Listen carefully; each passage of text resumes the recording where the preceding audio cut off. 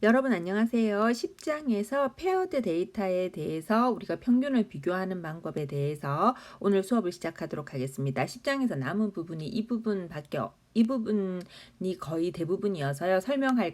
더 설명할 것은 이 부분밖에 없어서 오늘 동영상은 굉장히 짧을 거예요. 그리고 F 디스트리뷰션, 카이스케어 디스트리뷰션 11장의 내용들에 대해서 각각의 동영상을 만들어서 개별 수업으로 올리도록 하겠습니다.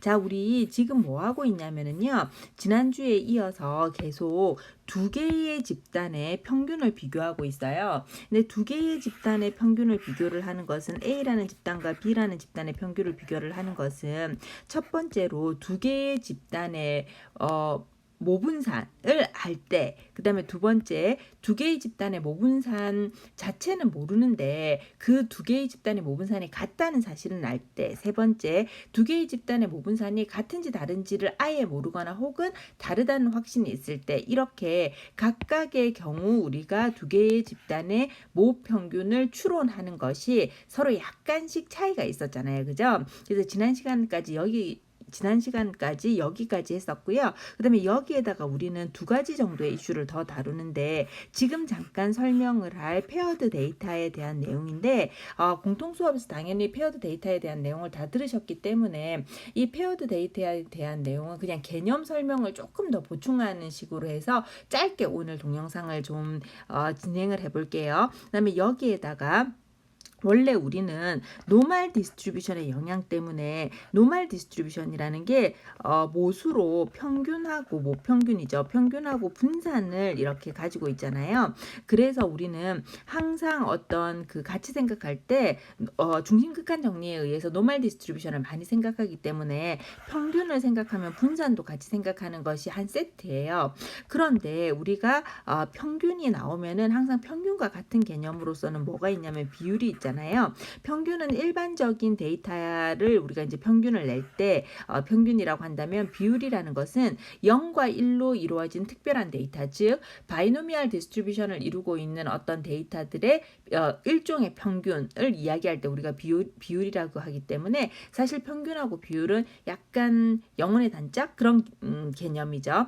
그래서 이제 우리는 사실은 이 부분 중에서 내용을 사실은 다 했지만 이 중에서 페어드 데이터에 대한 개념 설명을 조금만 보충 설명을 할게요. 자, 우리가 이제 기본적인 시작은 이런 것부터 시작을 하는 거죠. 내가 다이어트 약을 먹었어요. 이제 그래서 우리는 다이어트 약을 개발하는 회사의 뭐 예를 들어 주인이라고 쳐봐요. 그러면은 이제 그 다이어트 약을 이제 먹은 사람이 있는데 우리는 이 다이어트 약을 먹어서 이 몸무게가 줄기를 바래요. 그러면 이제 데이터를 모으겠죠. 그러면 예를 들어 우리는 어떻게 모으냐면은 첫 번째 사람의 다이어트 약을 먹기 전 데이터와 첫 번째 사람의 다이어트 약을 먹은 후 데이터, 그 다음에 두 번째 사람의 다이어트 약을 먹기 전 데이터와 두 번째 사람의 다이어트 약을 먹고 난 후 데이터, 뭐 이렇게 해서 세 번째 사람의 다이어트 약을 먹기 전 데이터와 세 번째 사람의 다이어트 약을 먹고 난 후 데이터 이렇게 모아서 예를 들어 n번째 사람의 다이어트 약을 먹기 전 데이터와 n번째 사람의 다이어트 약을 먹고 난 후 데이터 이렇게 모을 거잖아요. 이렇게 모으면 다이어트 약을 먹기 전 데이터는 아무래도 다이어트 약이니까 조금 몸무게가 더 나갈 거고요. 그 다음에 다이어트 약을 먹은 후 데이터는 아무래도 다이어트 약을 좀 먹었으니까 어떻습니까? 얘네들이 조금 몸무게가 줄어들었겠죠. 근데 여기에서 약간 문제가 생기는 거예요. 무슨 문제가 생기냐면 우리가 두 개의 집단을 비교를 할 때 A라는 집단과 B라는 집단을 우리가 어떻게 모집단을 처음에 설정을 했냐면 두 모집단이 독립이다 이렇게 가정을 하고 모집단을 설정을 했거든요. 두 개의 모집단이 독립이고 그 독립인 상황에서 샘플을 우리가 어떻게 뽑느냐면은 단순 확률 추출을 하는 거예요. 그래서 두 개의 모집단이 독립인 것과 그 다음에 단순 확률 추출을 하는 것은 단순 확률 추출을 하는 것은 그 두 개의 집단의 뭐 분산을 아느냐 혹은 뭐 분산의 어떤 모르느냐 이런 것을 따지기 전에 어떤 우리가 통계 분석을 할 때 집단이 독립인 것과 단순 확률 추출을 하는 것은 마치 대전제와 같은 그런 것이거든요. 근데 만약에 두 개의 모집단이 독립이 아니라면 어떤 문제가 벌어지냐면 이 두 개의 모집단이 독립이라고 했을 때 우리가 분산을 어떻게 생각하냐면 두 개의 집단이 독립이 아니라면은 그 두 개의 집단에 대해서는 공분산이 존재를 해요. 이렇게 공분산이 존재를 하면 이 공분산을 우리가 처리를 해줘야 되잖아요. 근데 우리가 두 개의 집단이 독립이었기 때문에 이 공분산을 어떻게 처리를 해줬습니까? 얘가 0이라고 얘가 0이라고 처리를 하고 분산을 우리 비록 x1과 x2의 차이에 대해서 이 분산을 이해를 하고 싶었지만 이것의 차이에 대한 평균은 뭐 예를 들어 뮤1 더하기 뮤2였다면 말을 잘못했어요. 뮤1 빼기 뮤2였다면 분산의 경우에는 이 두 개의 분산을 더하는 형태로, 왜냐하면 분산이라는 것은 우리가 두 개의 모집단이 있었을 때 샘플을 뽑는데 그 샘플을 여기서 뽑힐 확률 여기서 뽑힐 확률을 따지는 것으로서 두 개의 평균을 빼주는 것과는 상관이 없이 도대체 빼줄 때 우리가 그것을 이루는 데이터를 어디서 뽑을 것인지를 결정을 하는 것이기 때문에 이 전체 분산해서 다 뽑히는 거잖아요. 그래서 이렇게 더하는 것이다 이런 이야기를 한 적이 있어요. 자, 이런 식으로 우리가 분산에 대해서 생각을 해주는 건데, 독립이라는 걸 생각을 해주는 건데, 지금 우리 이 데이터의 상황을 한번 보죠. 이 데이터는 먹기 전이라는 이 데이터와 먹고 난 다음이라는 이 데이터는 나라는, 그러니까 사람, 데이터를 만들어낸 사람이라는 매개를 통해서 공분산이 얼마나 있냐면 모든 것이 공분산이에요. 공분산이 1개, 2개, 3개, 4개, 5개 이런 개념이 아니라 모든 것이 공분산이죠. 왜냐하면 내 평소의 생활 습관, 나의 운동하는 상황, 나의 BMI, 혹은 내가 이제 처음부터 뚱뚱하기의 정도 이런 것에 따라서 데이터는 독립이 아니라 모든 것이 공분산으로 들어오게 되는 거예요. 이렇게 모든 것이 공분산으로 들어오면 이제 이 데이터는 분석이 굉장히 어려워지는 거죠. 그래서 이런 상태로는 분석이 안 되는 상태예요. 그래서 얘를 우리가 조금 수학적으로 보기 좋게 하기 위해서 얘를 어떻게 두냐면은 다음과 같이 둘게요. 자, 전이라는 것을 1로 만들게요. 자, 그 다음에 후라는 것을 2로 만들게요. 자, 그러면은 이 데이터는 x1i라는 데이터들과 여기는 x2i라는 데이터들로 이루어져 있는데 우리는 약간 여기에서 개념을 조금 다르게 생각을 하는 거예요. 어떻게 개념을 다르게 생각을 하는 거냐면 기본적으로 우리는 두 개의 집단에 몸무게가 빠졌는지 안 빠졌는지 이걸 보고 싶은 거잖아요. 왜냐하면 다이어트 약이니까. 그런데 그거는 왜 보고 싶었을까요? 그냥 그 다이어트 약이 효과가 있는지 없는지를 알고 싶어서 우리가 그걸 비교를 하고 싶었던 거예요. 그러니까 첫 번째 집단은 첫 번째 사람의 전 데이터, 두 번째 사람의 전 데이터, n번째 사람의 전 데이터 자, 그 다음에 첫 번째 사람의 후 데이터, 두 번째 사람의 후 데이터 해서 n번째 사람의 후 데이터 이렇게 비교를 하고 싶은 건데 사실은 그 사람 개별적으로 우리가 살이 빠졌다 이런 것을 보고 싶다기보다는 그 다이어트 약을 먹고 살이 얼마나 빠졌는가 이것이 궁금한 거잖아요. 그래서 이것을 살짝 빼줘요. 어떻게 빼주냐면 첫 번째 사람의 전 데이터 빼기, 아무래도 다이어트 약이니까 전이 더 몸무게가 나가겠죠. 그 다음에 첫 번째 사람의 후 데이터 이렇게 빼주고요. 그 다음에 두 번째 사람의 전 데이터 빼기, 두 번째 사람의 후 데이터, 그 다음에 하나 더 해볼까요? 세 번째 사람의 전 데이터 빼기, 세 번째 사람의 후 데이터 이렇게 빼주고요. 그 다음에 n번째 사람의 전 데이터 빼기, n번째 사람의 후 데이터 이렇게 빼줄게요. 이렇게 빼주면은 갑자기 뭐가 되냐면은 자, 이거 한번 볼까요?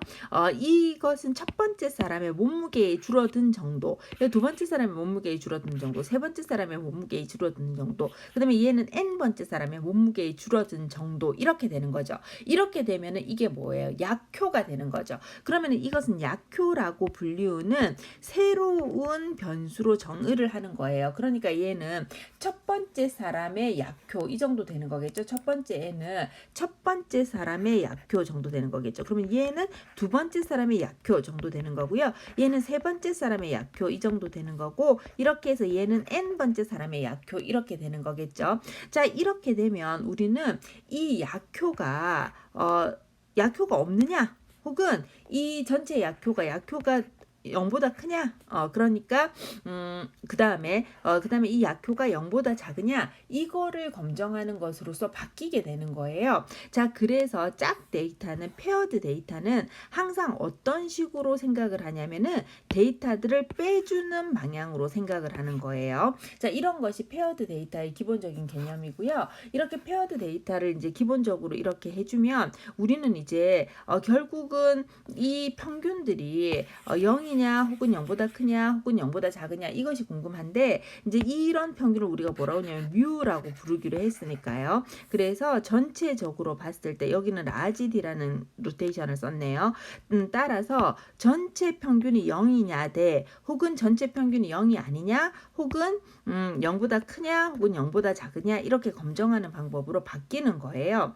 자, 그런데 여기에서 이제 약간 하나 이제 이야기 강조만 하고 넘어갈 것은 무엇이냐면요. 자, 이렇게 해서 우리는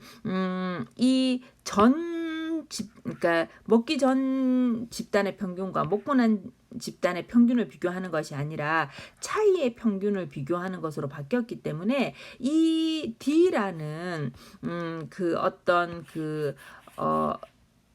그 변수는 우리가 새로 만들어준 변수잖아요. 따라서 우리한테는 모평균에 대한 추정량도 필요하고요. 모평균도 필요하고요. 그 다음에 그 모분산도 필요한데, 원래 모분산의 추정량이 필요한데요. 모평균의 추정량이라는 것은 표본 평균을 가지고 모평균의 추정량을 만들어 줄 수 있잖아요. 근데 모분산의 추정량이라는 것은 우리가 모분산을 아느냐 모르느냐 이렇게 따져야 되는데, 기본적으로 우리가 변수를 새로 만들어 줬기 때문에 모분산에 대해서 몰라요. 따라서 이런 그 모분산에 대한 추정량을 시그마 모분산에 대한 모분산 자체를 안다, 이런 개념이 없는 거예요. 그래서 모분산에 대한 추정량을 사용한다, 이렇게 되는 거고요. 그 다음부터는 다 똑같아요. 그러면은 모분산을 몰라, 그러면 어떻게 줘야 되겠어요? 표본 분산을 만들어 주는 거잖아요. 써주는 거잖아요. 표본 분산을 써주게 되면 어떻게 됩니까? 걔는 그 검정 통계량은 Z라는 용어를 쓰지 못하고 T라는 용어를 쓰게 되겠죠. 그러면 T라는 검정 통계량을 사용을 하게 되면은 T라는 검정 통계량은 T 디스트리뷰션 위에서 움직이는 거잖아요.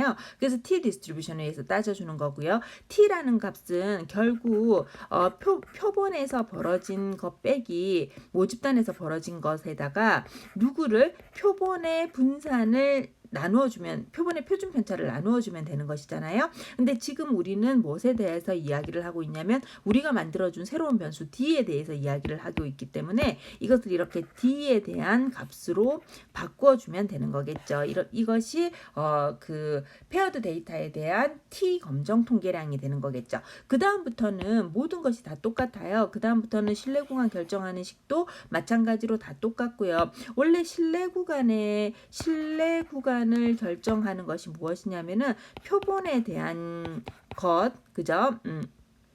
표본에 대한 것, 그 다음에 빼기 누굽니까? 얘는 T 디스트리뷰션에 위에서 움직이는데 신뢰 구간이니까 양쪽에서 잘라내고 안에 있는 구간을 써야 될 거 아니에요? 그러니까 우리 알파는 결정되어 있으니까 이 양쪽 끝에서 얼마나 잘라내줘야 되겠어요? 2분의 알파씩 잘라내줘야 되잖아요. 그러니까 2분의 알파에 그 다음에 T라는 디스트리뷰션은 디그리 오브 프리덤을 저기 그 모수를 뭘로 가지고 있냐면 디그리 오브 프리덤으로 갔는데 우리가 디그리 오브 프리덤은 여태까지 많이 설명한 그 이유 때문에 n-1이에요. 여기도 마찬가지로 플러스 이쪽 방향이니까 플러스겠죠. 그래서 t 디스트리뷰션에서 2분의 알파인 점을 자르는데 모수가 n-이다 이렇게 하고요. 그 다음에 곱하기를 누구를 곱해야 되냐면 표준 편차를 곱해야 되는데 여기에서 표준 편차는 n분의 우리 시그마 를 안다 모른다 이런 개념이 아니라 아예 몰라요. 그러니까 SD의 제곱 그 다음에 여기도 n분의 SD의 제곱 이렇게 사용을 하면 되겠죠. 이러면 실내 구간이 되는 거고요. 나머지는 다 그냥 똑같은 거예요. 귀무가설 를 이꼴이라고 두면은요 대립가설은 이렇게 둘 수가 있고요. 자, 그 다음에 t 디스트리뷰션 위에서 따지는 거니까요. 단측 검정이면은 알파를 한쪽으로 몰아서 다 쓸 수가 있고요. 양측 검정이니까 알파를 한쪽으로 모으니까 양쪽에서 2분의 알파씩 이렇게 두는 거고요. 그 내용은 나머지는 다 똑같은 거예요. 그래서 여기 이제 페어드 데이터에 대한 예제들은 다 풀었을 테니까 이제 여러분들 그냥 이렇게 확인을 해보기를 바라고요. 그 다음에 페어드 데이터하고 항상 같이 페어드 데이터에 대한 이야기가 다 끝났고요. 그 다음에 그 말을 잘못했어요. 평균하고 항상 같이 오는 애가 누구냐 하면은 비율이죠. 그래서 이제 비율은 항상 평균하고 같이 온단 말이에요. 근데 이제 비율하고 평균, 그러니까 두 모집단의 비율을 결정하는 것과 두 모집단의 평균을 결정을 하는 것은 사실은 다 똑같아요. 다 똑같은데 다만 비율이라는 것이 어디서부터 왔냐면은 노멀 디스트리뷰션으로 원래 평균이라는 것이 노멀 디스트리뷰션으로부터 올 때 그 데이터의 평균값과 그 다음에 비율이라는 것은 모집단이 어디서부터 왔냐면은 명백하게 바이노미얼 디스트리뷰션으로부터 왔잖아요. 그러니까 바이노미얼 디스트리뷰션으로부터 왔으나 바이노미얼 디스트리뷰션은 아니야. 왜냐하면 이게 뭐 찬성률 70% 이러면은 찬성하는 사람을 1로 두고 반대하는 사람을 0으로 두고 이렇게 더해서 이게 이제 여기까지가 바이노미얼 데이터잖아요. 근데 이걸 다시 평균으로 만들어 주잖아. 그러니까 일종의 비율이라는 것은 바이노미얼 디스트리뷰션의 평균인 거겠죠. 그러면 바이노미얼 디스트리뷰션의 평균은 모집단의 평균은 NP이고 분산은 뭐 NP의 1-B 이렇게 생겼는데 이것에 다시 평균이기 때문에 모집단은 N으로 나누어 주면은 P가 되는 거고요. 분산 평균은 그 다음에 얘는 N제곱으로 나눠주면은 N분의 P의 1-P가 되는 거겠죠. 그래서 기본적으로 표본 평균이라는 것은 누구를 따르냐면은 노멀 디스트리뷰션을 따르기는 하나 노멀 디스트리뷰션을 따르기는 하나 평균은 P이고 분산은 NP의 1-P가 된다. 이제 이 개념에 대해서 우리가 좀 알고 있으면 되고요. 나머지 내용은 사실은 다 똑같아요. 그래서 원래 그 평균을 찾을 때 비율의 차이에 대한 기대값은 빼기로 되는 거지만 분산이라는 것은 기본적으로 덧셈으로 되는다는 사실은 굉장히 열심히 설명을 했죠. 그래서 이렇게 되고요. 나머지들은 로테이션이 좀 복잡해서 그렇지 다 똑같은데 중심극한 정리를 따라야 되기 때문에 많다 이런 개념 혹은 중심극한 정리를 따른다고 볼 수도 있고 혹은 바이노미얼 디스트리뷰션의 노멀로 어프로시메이션에서 들어간다. 그러니까 정규 근사에서 들어간다. 이런 개념으로 볼 수도 있는데 어쨌든 많이 해야 두 개가 다 그것도 일종의 중심극한 정리지만 어쨌든 많이 해야 노멀 디스트리뷰션으로 따라 들어갈 건데 그 많다는 것이 뭐냐면은 이 모든 애들이 각각 다 5 이상이어야 된다 이건 거죠. 근데 얘네가 5 이상인 것이 굉장히 작을 것 같지만 예를 들어 성공의 확률 P가 굉장히 작으면 이 N수가 굉장히 높아집니다. 어쨌든 그래서 이것이 정규 근사로 이렇게 일 때 정규 분포로 근사해서 들어가는 것이고요. 자, 이렇게 되면 이제 그 노멀 디스트리뷰션을 이루는 평균 다 끝났고요. 분산 다 끝났고요. 그 다음에 정규 근사로 따라서 들어가는 충분히 큰 N수에 대해서도 이야기가 끝났으니까 검정 통계량을 이야기를 하는데 검정 통계량이라는 것은 원래 이 안에 표준 편차가 들어가는 거니까 얘가 분산이라 그랬잖아요. 그러니까 스퀘어 루트 씌우면 표준 편차고요. 그 다음에 표본 집단에서 벌어지는 일 빼기 모집단에서 벌어지는 일 이렇게 하면은 검정 통계량 결정이 되는 거고요. 그러면 신뢰 구간 똑같이 결정이 되죠. 왜냐하면 신뢰 구간은 표본 집단에서 벌어지는 일 마이너스 그 다음에 어느 분포냐 Z 디스트리뷰션이고 여기에 표준 편차 여기에 뮤